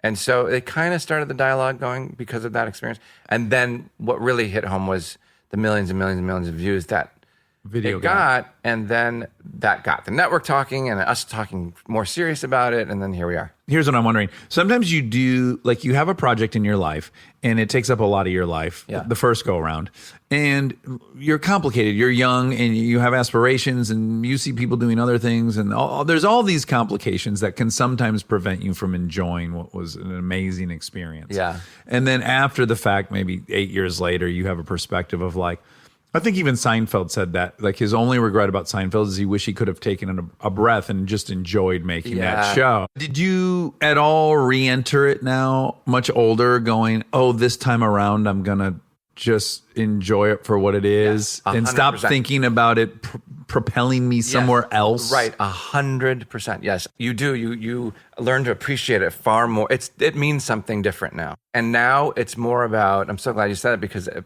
for me, it made me realize, oh, nothing else matters other than the stuff that just I want to do, and I don't care about the result. Yes. You know, you don't care about the result as much. You just care about the creative process and getting it out of your body and out of your brain and into the world, whether one person sees it or 10 million people see it.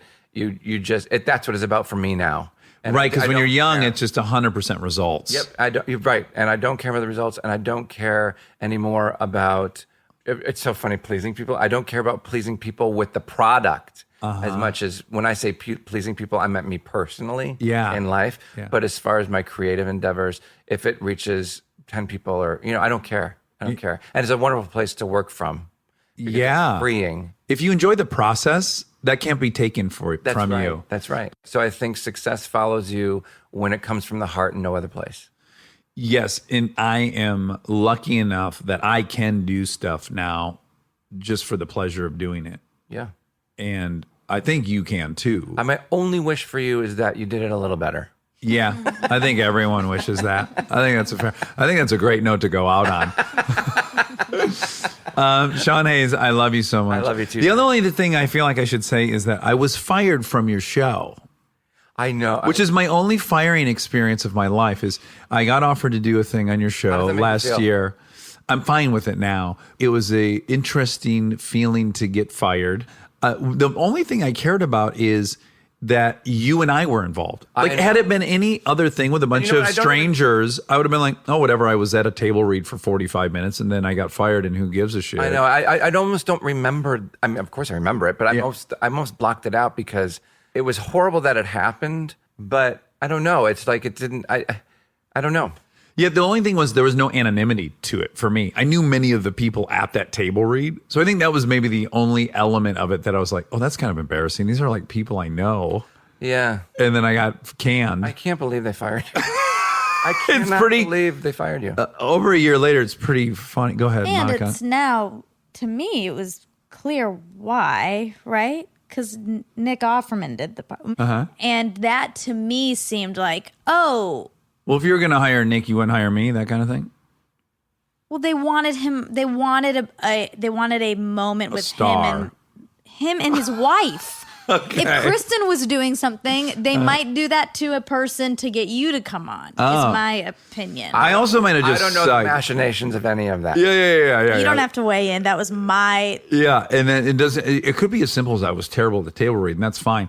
But that's the only time in being friends for 12 years where I was like, oh my God, now I feel like there's something awkward between us. Because you said to me, oh my God, I'm so sorry. And I was like, oh Jesus, you should never be saying sorry to me in our whole friendship because you don't ever do anything wrong to me. But I don't feel. And you're not the creator of the show. I guess that's why I blocked it out, because it has nothing to do with me or you. Yeah.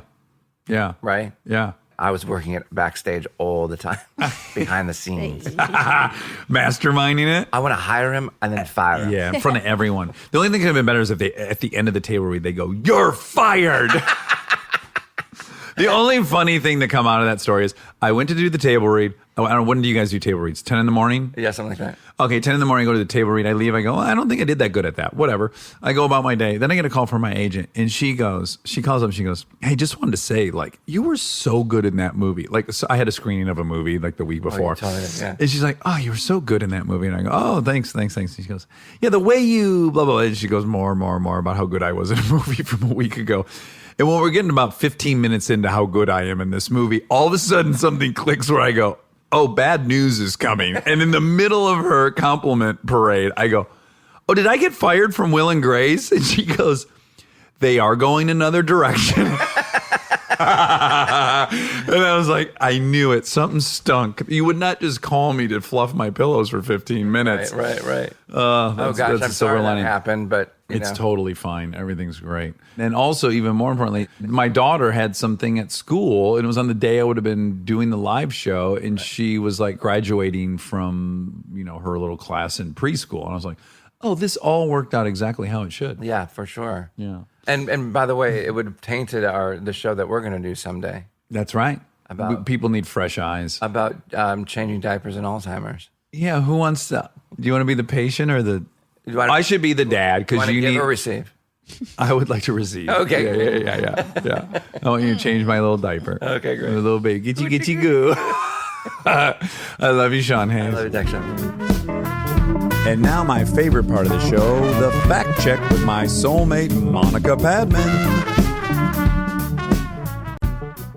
Get facts. Just do it when you want to get to it. Get facts. Just do it when you want to come. That's gnarly at the end there. Yeah, it really gets stanky. Why did it say that at the end of that song? Relax, don't do it. Oh, I guess they're saying to hold out. I think. Relax, don't do it when you want to go to it. Relax, don't do it when you want to come. Oh my gosh, can it be that is it that pornographic? sexual? I don't know. Huh.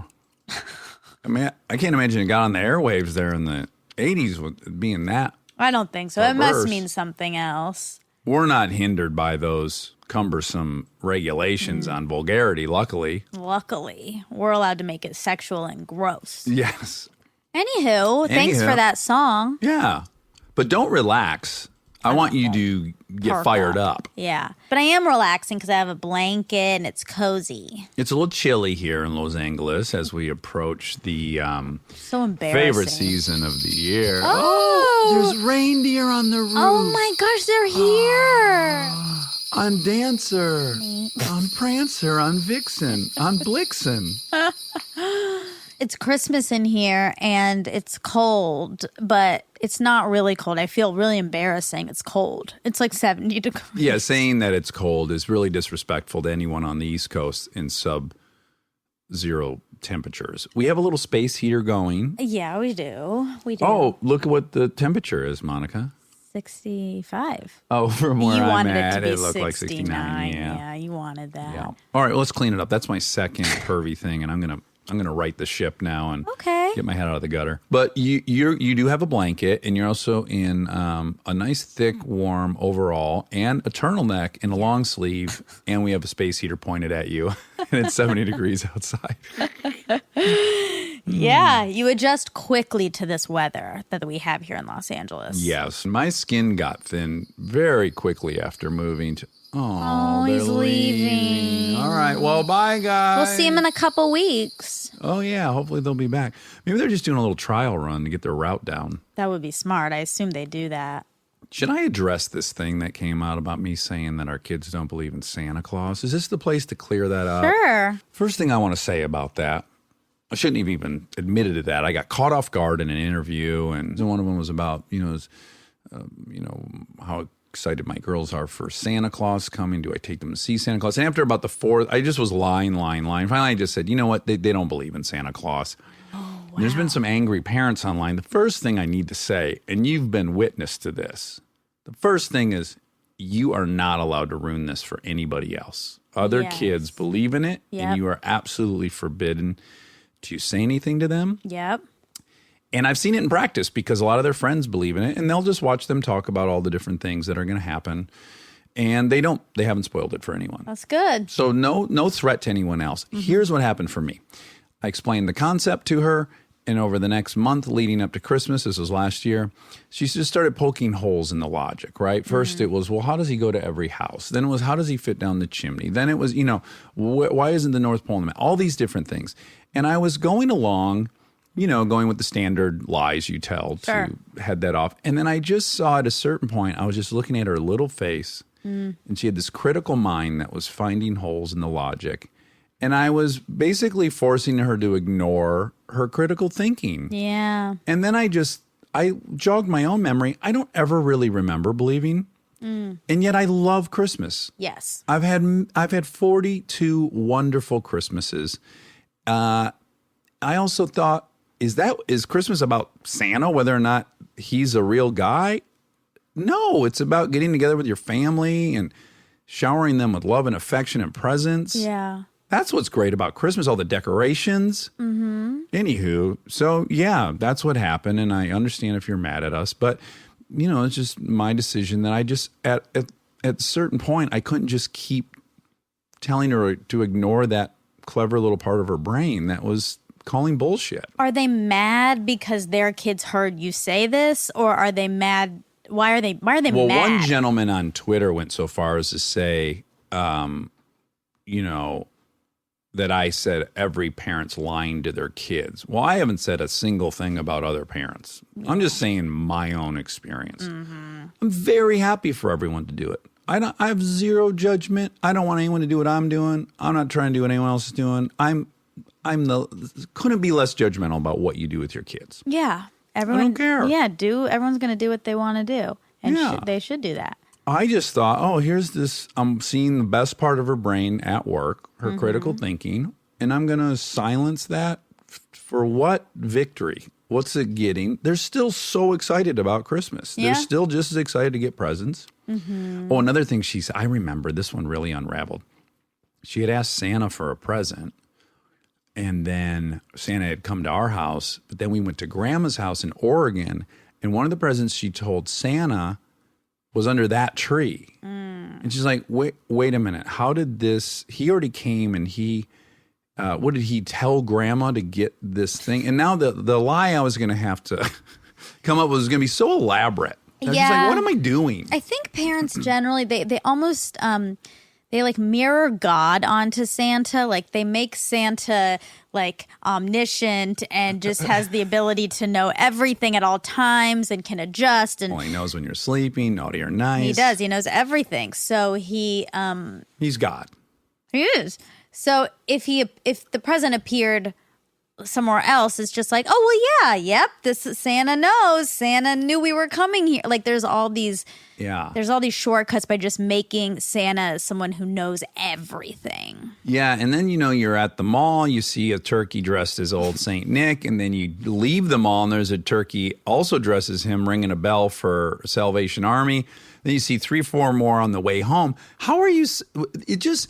I know. If it were literally just about saying, this guy comes in, and that was the end of the line, I could definitely have just dealt with that. But when it gets into like the teens where I'm like daily, hourly. Yeah, I know. I just, what's really funny though is one time we went out to eat with Sam Harris, and he was saying they told their kids that, Santa wasn't real. I'm even reluctant to talk about this out loud in case someone's listening and there's a kid in their car. That's how scared I am. That The is stakes are so high. bad. Yeah. Yes. Oh boy. And I got to say, when he was telling us, Chris and I were shocked. We're like, get over it. You can have one lie to make Christmas fun. We were very judgmental of him. were? Yes. So I totally understand people being judgmental of me. We're like, come on, dude. I know you're all about honesty and stuff, but you can fib one time. Well, it depends on each kid. It's not. It's just dependent on the kid and the parents and that relationship. It's not bad to believe in Santa. I think it was so fun. It really was so fun. Yeah, that's great. I mean, mine got ruined. My Jewish friend ruined it. Oh, of course. Same Jewish friend you were going to call about the... No, different Jewish friend. Okay, good. So you have more than one. Well, what's really funny, though, is that the littler girl, the 3-year-old, she knows, yet she doesn't know. She knows, yet she still believes in him, which is awesome. I don't think she knows. We pulled into Eric's house this weekend, and the song was on the radio. He knows when you've been sleeping. He knows when you're awake. And all of a sudden, she goes from the backseat, Daddy, he knows when we're awake. And I'm like, yeah, he knows. I'm like, I don't even know what that meant to I her. want her to believe for a long time. Yeah, she seems to believe, even though. She's so funny and fun. Yeah, she's engaging a different part of her mind than She her is. critical. She is, which is also important to do. Yeah, she's queen imagination. She is. And the other one's just the facts, miss. Well, there's a really good, everyone probably already knows about this, but there's a really good This American Life. There's like a whole episode about Christmas and Santa, and there's one very specific story that people should go listen to, that they're this family and the parents were like super gung-ho about Santa being real. Okay. And they would create these elaborate schemes basically to trick the kids into thinking it. And then like the aftermath of when they found out that he wasn't real and like trauma, like some like PTSD for real. It's really interesting. I think that's great, though. I think if you're willing to try to crawl down your own chimney and stuff to perpetuate it, I think it's great. But except when you believe so deeply in something in like an unwavering sense, and then that gets shattered, that is traumatic. And we're just saying Santa here because that's what we're talking about. But in general in life, when people lose their faith, it's horrible. I mean, you run a risk of this being like that for kids or whenever they realize. Well, yeah, the cynical side of me is like, oh, this is all baked into the strategy. It's like you introduce them to a concept early on, just believe without proof, and you're going to find all these loopholes, but just ignore those because your parents said so. And it just kind of primes the pump for, other stuff. Mm-hmm. Yeah. Yeah. Again, no disrespect to anyone. And Santa's great. I think, I'm envious of people who are religious. It seems to me, certain friends of mine, it seems like a better way to live. Well, it's not for me, not but better. Why better? Well, because they seem happier, more fulfilled. Well, we don't know. They seem very happy, but I don't know that their happiness and their contentment comes from that. Let me rephrase it. I have friends that I can see that they have Jesus in their heart, and it looks good. Mm-hmm. Like, I would love to feel that in my heart. But you have other stuff in your heart. Yeah. That looks good. Yeah. Okay, let's start. Oh, first of all, I think that you guys, Sean, you guys have such a nice relationship. Oh, and it's thank you. Sweet and cute. I really love my relationship with him. Yeah. He is really the sweetest boy. Yeah. I think I probably said it, but for me, it was pretty much love at first sight. Mm-hmm. Okay, so he talks about the opera a little bit, and we were wondering what percentage of operas are Italian. Mm-hmm. I found one number that was 41%. Okay. But I don't know how accurate that is. There wasn't very many numbers on it. 41% is the number I saw. But it was born in Italy, opera. I just remember someone telling me if it's not in Italian, it's not opera, it's something else. Again, now this will be the second time I'm wrong about this, but someone did tell me that. No, I don't like it's not champagne if it's not made in Champagne, France. Exactly. That exact thing. I don't think so. Yeah. But maybe, but I don't think so. Donald Trump is Donald J. Trump. Donald J. Trump is 6'3". Dang, G. I know. He's tall. That boy's got height. No. Kind of started liking him after I read that. Those shoulders must be broad as hell.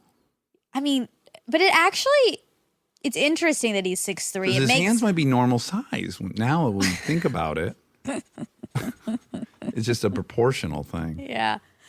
But it makes sense. Like, his presence is big. Oh, yeah. He clearly has a presence. Yeah. And I'm sure that is part of it. Like, his physical presence is large. Mm-hmm. So I'm sure that's all part of it. It's interesting. I thought he was like 5'11". Well, and we don't really talk about it often, but height privilege is a real thing. Like, if you're a taller dude, you're going to get taken more serious all the time. I know. Yeah. Well, are you going to get taken more seriously, or are you just... Well, up to a certain point. Yeah. After that, you look like a fucking giraffe, and people are just like, oh, man, look at that freak. It's probably not helpful then. Right. I wonder what the cutoff is. I'm going to say my height. No, don't say that. We have a friend who's much taller than you. I know. And I think if Jess came in for an interview, you'd be like, look at this. You'd be so distracted with how tall. I think it might be a disservice to him. To be so tall? He's so tall. He is. Like when you first meet him, all you can think about is how tall he is. I know, but I don't think that's a disservice. I think that's a cool thing that makes you stand out, no pun intended. Well, intend that pun. Why not? Because you always remember, oh, Jess, that my tall friend, and then it's like, oh yeah, that guy. Sure. He has a lot of things like that, red hair and tall. He does, but I guess this like kind of thing where it imbues a sense of confidence and leadership and all those things. I think at a certain height it starts breaking down where you're like, that guy might be too tall. Can a heart support that kind of frame? He's like is he a mutation? Well, he is Like because when he has you red hair. He has a lot of mutations. He does have a lot of mutations. That's why he's so goddamn special. Yeah. But when you see the pictures of Waldo, the guy in the Guinness Book of World Records. Oh. No, not Where's Waldo. He's very average height. But the Waldo from the Guinness Book of World Record, who's the tallest man ever. I think he was like 8'11" or something. When you see a picture of that guy, your first thought isn't like he should lead us into battle. It's like that guy needs a chair. Right. We got to get him get him off his feet. This is not healthy. I'm worried about him. But what about basketball players? We're not worried about them, and they're very tall. I worry about some of them. You do? The centers, yeah. Oh. Yeah, especially like the white centers. Oh. Some of these white centers, I think, do they have acromegaly? That disorder where you have a tumor on your pituitary gland like Andre the Giant had? Mm-hmm. Now, when I see Shaq, I don't think that at all because he's so he's muscular. Yeah. You know, it doesn't look, it looks right. But some of these other folks, I was worried about their heart and stuff. Okay. Well, that's nice of you to care so much. You don't see a lot of tall. I always point this out to you. This is why I think I'm going to die in my 60s because you don't see any grandpas at like 6'3". Right. You never see it. We already discussed this. You shrink. I don't think you could shrink that much. Well, Like, how much is Jess going to shrink? You think Jess is ever going to be 6'1"? Yeah. I think he's going to get down to 5'5". No, he's going to stay this height till about 59 years old. And then we're going to get a tragic How dare you? call. No. You shrink some, and then you also, your back, you get bend over. scoliosis. Okay. So all adds up to being many, many inches shorter. Yeah, but you don't. Well, we just lost George Bush Sr. Rest in peace. He, I believe, was pretty tall even as a grandpa. He's like one of the few people I have to look towards as a, you know. Okay. I stand by shrinking and scoliosis, though. Okay. Okay. What network was Ellen on when it got canceled because of the episode where she comes out? That was ABC. ABC. Sean was nominated for 7 Emmys. Oh my gosh. I know. He couldn't remember. What a pig. I know. What a pig. I know. He deserved it, though. I've heard about people taking themselves out of, like, I think The it used to be. running? Well, it used to be, maybe it's still the same. They actually have to submit. So if you don't submit. You do have to submit, yeah. Yeah, I want to say Tommy Schlamme because he won like 7 years in a row for West Wing, Best Director. And he started feeling self-conscious about it. And I think he stopped submitting. Oh, that's my dream. Yes. To be winning so much that you have to say, I'm just so self-conscious about winning so much. And I just got to take myself out of the running. Oh, what a great segue. So I've never gotten first place in my life, I don't think. I was really going through my memory, and I don't think I've ever gotten first place at anything. Okay. And this year, you, Wobby Wob, and me got most downloaded new podcast of 2018, which was a gigantic, exciting revelation. That's right. That I feel so grateful for. Yeah. And I was thinking that I really wanted to publicly thank some of our earlier guests that really helped get us on the map. Yeah. Everyone who came on helped us. Yeah. Because that our show is good because of our guests. That's true. Those folks really helped us launch big. And they had never heard it. It could have been the worst show in the world. And they kind of on blind faith took a chance. So yeah. Thanks to everyone. yeah. Thanks, everybody. Congrats on your number one. Our number one. Well, yeah, but I've been number one before. Oh, that's right. You're So- right. I see what you're saying. Yeah. I'm glad you pointed that out. Oh, okay. What are the right to die states? What do you think they are? Oregon. California. It is? Yeah, I was surprised too. Oh, that's great news. Assisted suicide, assisted death is legal in Washington, D.C. and the states of California, Colorado, Oregon, Vermont, Hawaii, and Washington. Its status is disputed in Montana. Okay. Cool. I guess because we talk in our Policy Genius ad, you asked me how you think I'm going to die. So maybe I'll die through assisted death. Maybe you'll kill me. Okay. Look, if you ask me to, if you put me in your death plan, I'll be there for you. Okay. In the 9,000 to 1 chance I live longer than you, we'll do that. Okay. I told you once about this questionnaire about this like 30-something questions to increase intimacy. And one of them is, do you have a sense of how you're going to die? That was one of the questions. And I played this at a dinner party. We went through all the questions, and my best friend immediately said that she thought she was going to get hit by a car. And she was so Adamant? like, she was just confident. Like, that's what it is. And then for weeks after, every time I was walking down the street, I kept thinking about her getting hit by a car, and I did not like that. Well, and here is the great paradox of both you and I, which is you don't believe in any kind of intelligent designer of the universe or Saint Nick, yet you have a lot of weird superstitions that clearly someone would have to be In charge of. Yes. Yeah. I that know. being one of them, or even me saying I'm going to die in my 60s. You think I'm jinxing myself and I like when might you say die, that. but I don't think that can happen. But I don't believe in somebody orchestrating all of this, but I do believe that where you place your energy can come back to you. Like, it's happened to me all the time. That's true. You're talking about manifesting your destiny. Yeah, it happens a lot. I agree with that. So I And get that again, nervous. that's another loophole in my, But I don't think thinking it we're has alone. to do with like a person listening and then bring it all back around. It's just, I think when you put your energy into something mentally, subconsciously, you start doing things to get there. And you're not really aware that that's happening, but and avoiding is. roadblocks and stuff. Could you use your new squinty face that we've been practicing? Monica and I noticed that a lot of people, when they squint, they expose their teeth really far and almost do an overbite. yeah. Like when they're really looking at and we've been trying to And they do squint their that eyes more. and they lift their nose Yeah. and their teeth are exposed. And then they kind of drop their mandible back, and it's you give yourself buck teeth. Yeah. Kind Quite of a a look. double chin. It's quite a look. Yeah, it is. Okay, just real quick. Towards the end, you say, I don't really remember the context, but you say that you have a lot of knucklehead friends who say, like, I'm dating this girl and she's a 10 and she's this and she's that, but I'm not really sure. And then you say, well, you just gotta just decide, and then that's what it is. And I don't think I agree. Oh, okay, that's good. You dissent.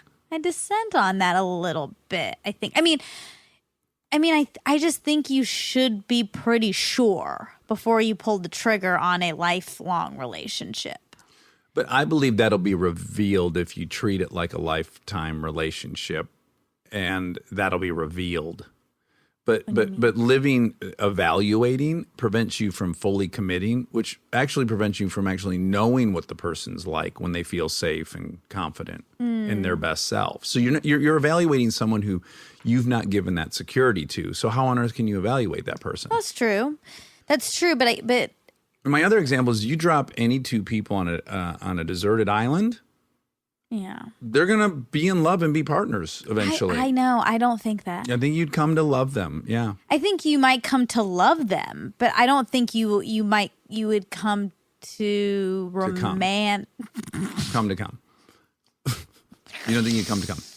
Well, good. We circle back around to something gross. Yeah, well, look, it's like the example of, that even in prison, the option between solitary confinement versus being buddies with a bunch of rapists and murderers is still way more appealing to be buddies with rapists and murderers. Companionship, yes. I think we seek that all, and we will find it. I think it's our lifeblood. Is yes, companionship. Me too. But that's not necessarily the same as romantic. Yeah. I don't know. I guess it's what you It's your prioritize in a grandparents. relationship. Your grandparents I know. were arranged. Yeah. And they loved each other. Yeah. Yeah. I mean, they love each other now. Yeah. But I just think that the endless evaluating of is this the perfect person? I just think that people generally walk around with this romantic notion that there's a perfect person, which I just think is horseshit. I think you find someone that's got some values that you have, that you think would be a nurturing, loving partner, and you decide to make a go of it together, and then you work out all the details.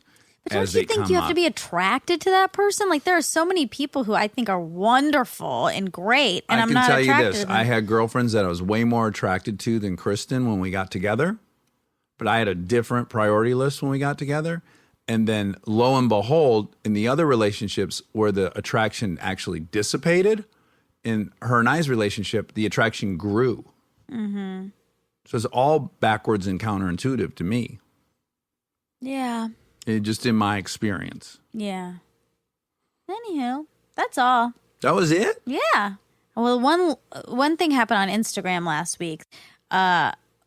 Somebody, I'm really embarrassed because so I don't really respond to comments. Armchairs, I don't respond to comments very often. So don't get your feelings hurt if I'm not responding. But what happened is, and I'll be honest here, Okay. I accidentally posted Jonathan Haidt on my Instagram. Oh, interesting. Because I post for our Armchair Expert Instagram. Yeah. And I also, sorry guys, I also have access to Kristen Bell's Instagram. So I have 3 Instagram accounts on my Instagram. That's And confusing. Sometimes. Why don't things- you post our episodes on hers? It really go through the roof. I should. And so the morning that I was supposed to post on Armchair Expert, I accidentally posted on mine. And when I figured it out, it was too late. I already had about 1,000 likes. Okay. So I said, all right, I'll just keep it and then I'll add to ours. But because of that, I saw a comment on mine. Yeah. And it said, it said something along the lines of, I wish there were more facts, or you stuck more to the facts, and it feels like you've been attacking Dax.